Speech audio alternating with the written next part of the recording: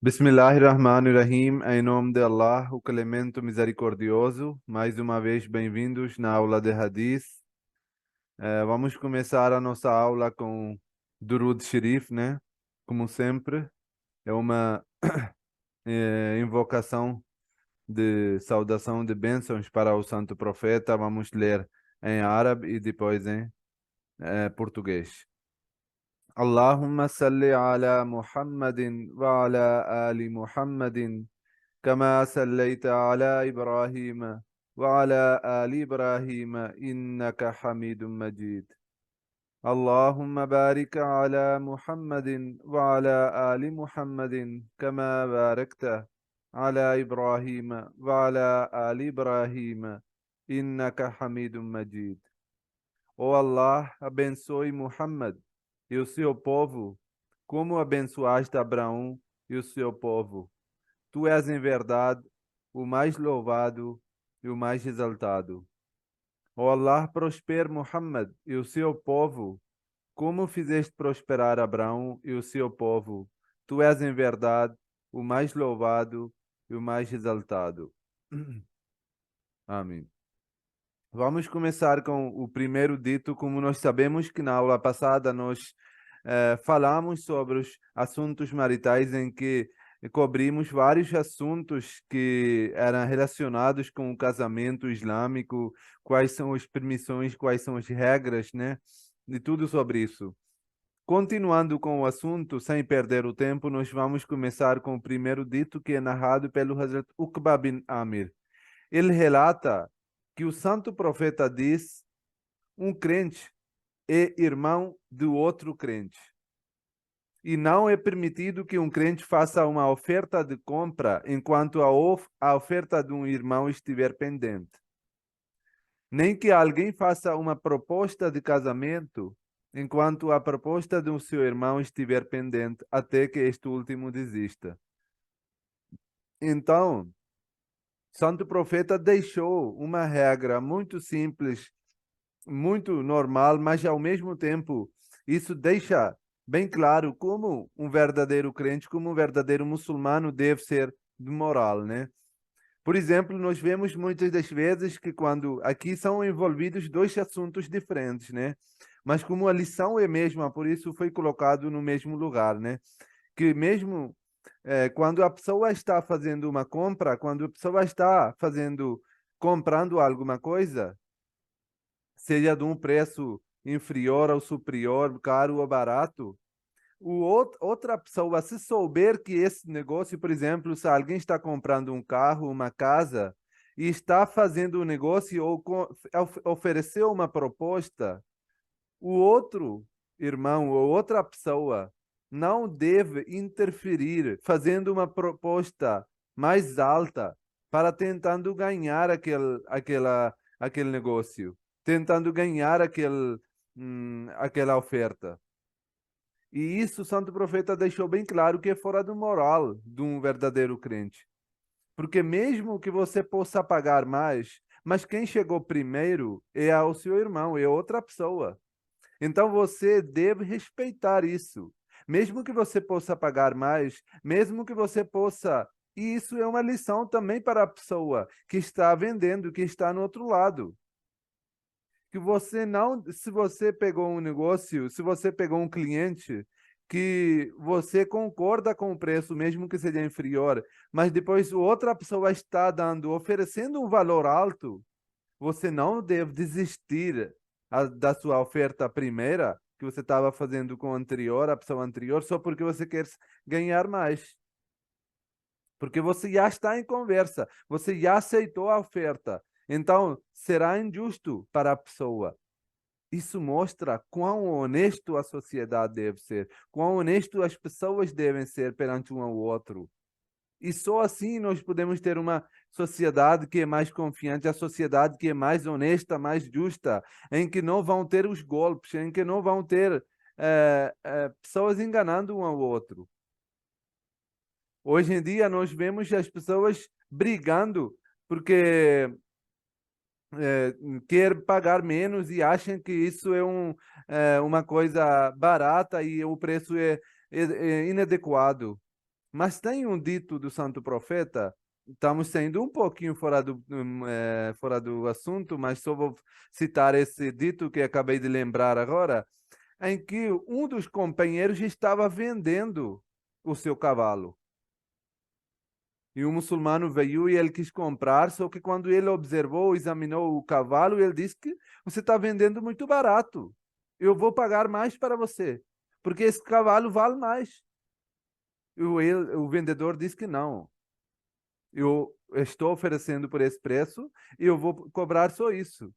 E o comprador estava dizendo que vale muito mais, eu vou pagar mais para você. Então a briga não era de pagar menos, mas a briga de honestidade. Os dois eram honestos. Não tinha aquele apego das coisas materiais, apego dos dinheiros. E a segunda parte, que é ligado com o nosso assunto aqui de hoje, é que quando alguém tiver enviado uma proposta de casamento para uma família, uma noiva, para uma mulher, uma menina, uma moça, o outro irmão, o outro muçulmano, não deve intervenir no meio disso e mandando uma proposta, sabendo que eles já estão conversando, já estão no meio de conversa, se vão fechar esse casamento ou não, se vão fechar esse, se vão acordar com relacionamento ou não. Então, isso também foi considerado como inadequado. Porque mesmo que você tenha muito desejo, mas se você souber que assim, eu queria casar, eu queria mandar a mensagem de proposta de casamento para tal família, para tal mulher, mas sim, tem outra pessoa que enviou anteriormente, então eu devo respeitar isso e devo esperar até que tenha uma decisão se eles vão casar ou não, até que o último desista, como está escrito no dito do santo profeta, que devemos esperar. Se a pessoa desistir, aí sim eu posso mandar, eu posso avançar com minha proposta, senão eu devo desistir, eu devo evitar de enviar a proposta, porque isso vai fora do moral. Isso não é uma atitude honesta, uma atitude de moral boa. Outro dito do santo profeta, narrado pelo Hazrat Aisha, que relata que santo profeta diz: anunciem o nikah e realizem nas mesquitas. Que, e depois toquem duf. Duf é um instrumento musical para torná-lo amplamente conhecido. Qual é o objetivo do casamento? Nikah é o casamento islâmico. Casamento islâmico. Então, qual é o sentido e objetivo do casamento islâmico? Nós sabemos que no islamismo, os muçulmanos não podem ter relação sexual antes de casamento.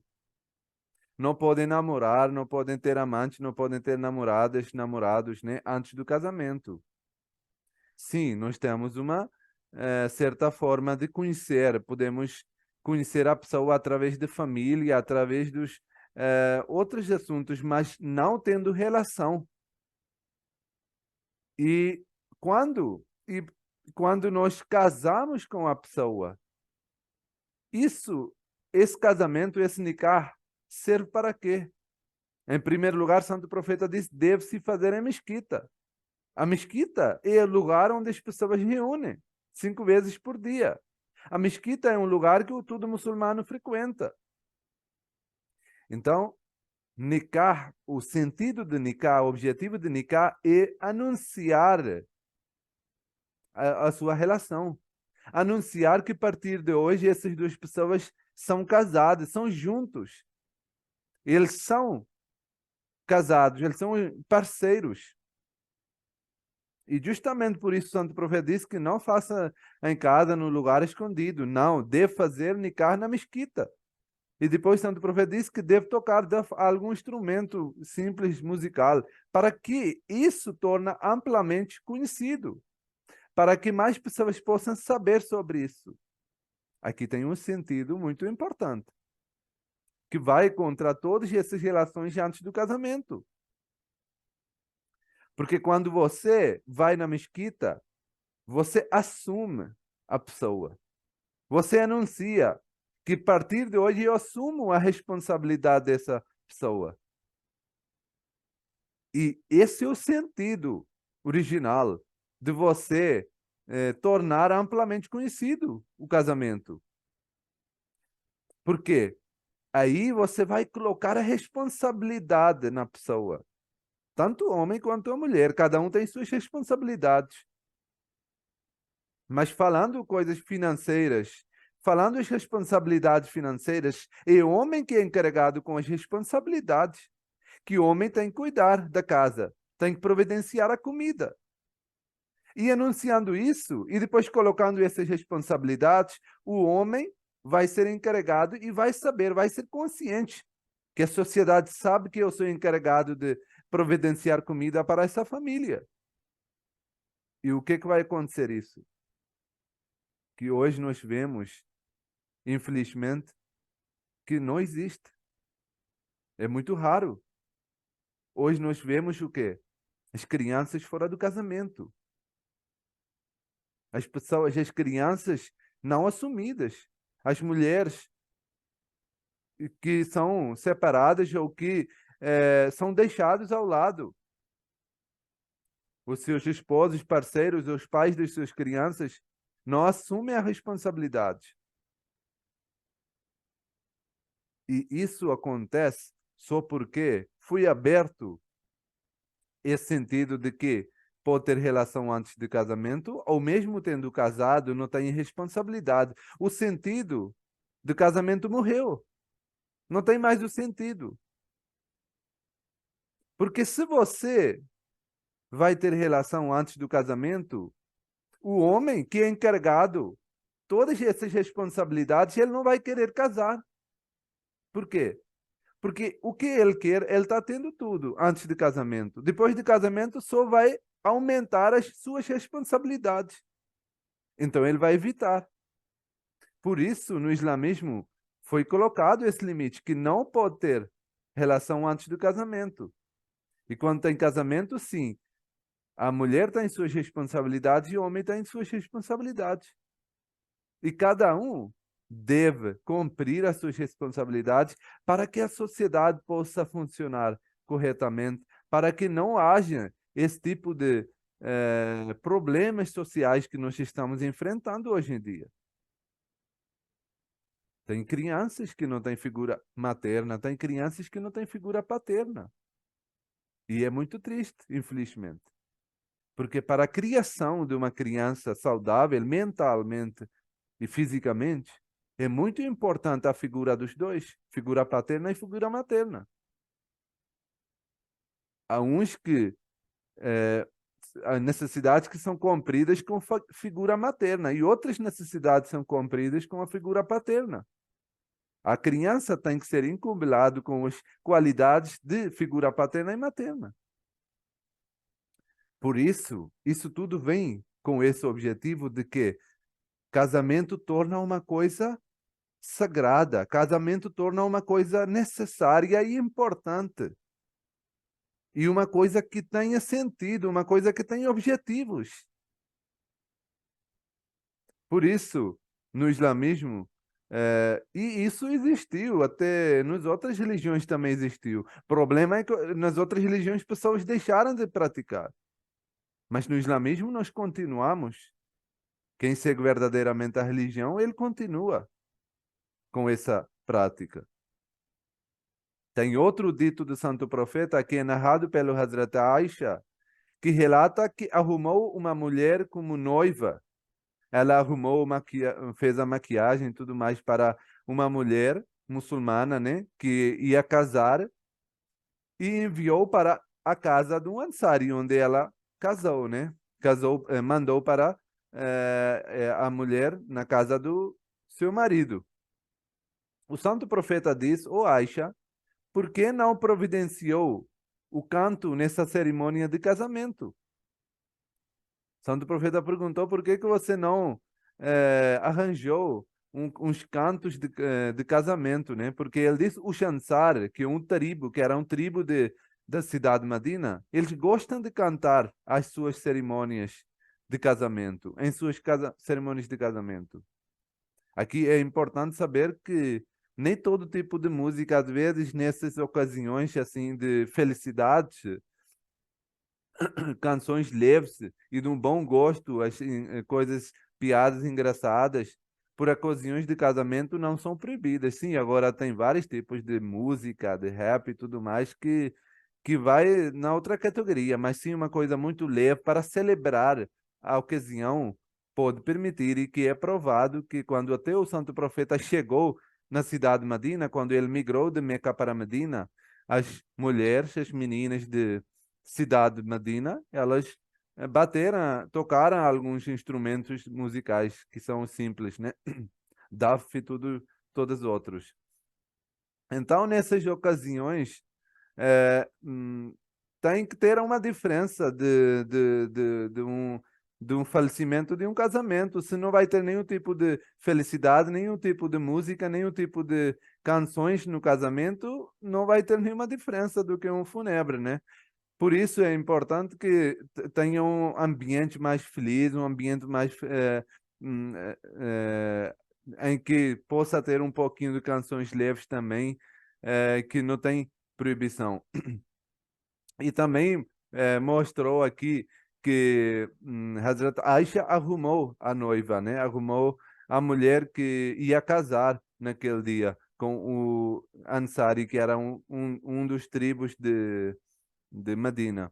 Então, aqui também dá para entender que nas ocasiões especiais, no casamento, nas ocasiões de felicidade, deve-se arrumar para o seu marido.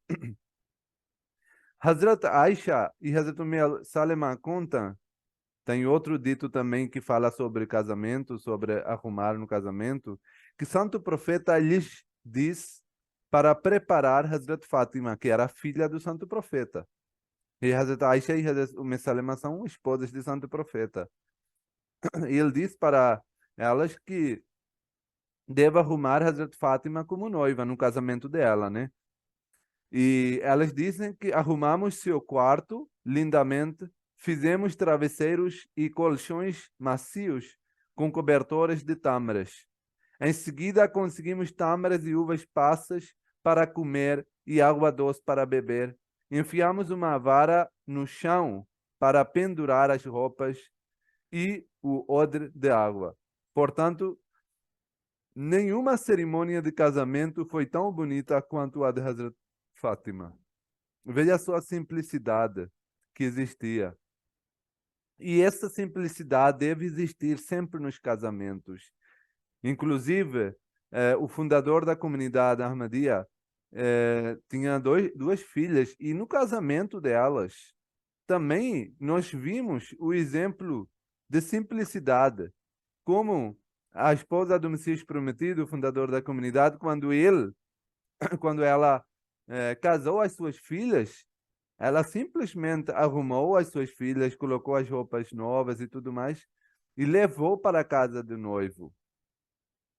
E essa é a simplicidade que Islã quer. Hoje em dia nós vemos que as pessoas têm tantas coisas encarregadas em cima que tem que alugar salões, tem que fazer isso, tem que fazer. Não só no casamento, hoje em dia até tem para nascimento da criança, inclusive para revelação de gênero, para várias coisas, né? Isso tudo são coisas encarregadas para os seres humanos, que eles estão encarregando eles mesmos.